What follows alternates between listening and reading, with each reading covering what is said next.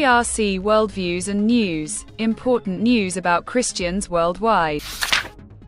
Today is the 13th of June 2025.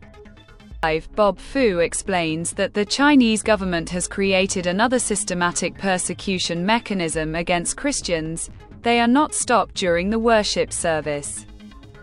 They are arrested when the worship is taking place. Accused of being a threat to national security, they are no longer guaranteed. We take you to Egypt, where the history of Christianity is 2,000 years old.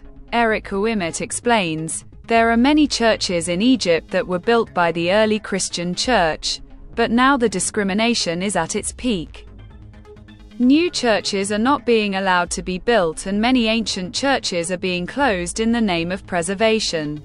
The Bible tells the story of Queen Esther, and even then, there were similar situations in Iran, where believers were in dire straits.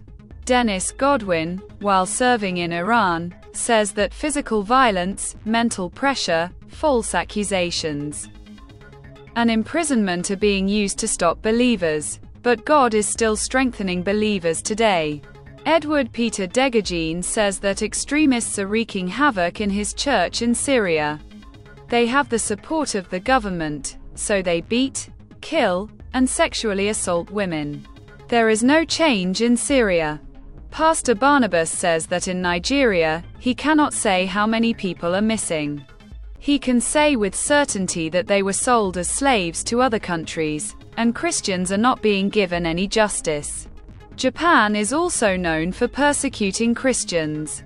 Masatsugu Tanimoto says that they run secret churches. Their church members are very afraid. Many Christians have been arrested and given serious punishments for worshipping. Mahmoud Ajini is a Christian farmer in Niger. He has been threatened by the Fulani herdsmen to leave his home and run away, and his fields have been seized.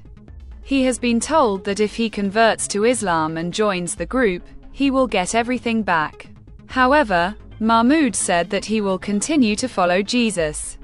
Richard Broad said that he works in Turkey to educate orphans, provide food and shelter, and these children are also given Christian education. After the aid is stopped, the authorities look at Christians with prejudice, do not allow them to receive aid from people, so that this service can be stopped. Suffering in Sudan. Bante Yusuf said she was kidnapped by Islamic extremists, who recaptured her and cut off her leg when she escaped. She is suffering because of her Christian faith. School attack in Myanmar kills 20, including students and teachers, says Funlath.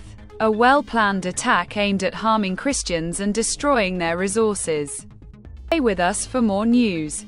If you want to watch more such videos and you liked our video, then subscribe to our channel. A reliable source of information. Stay connected with CRC News.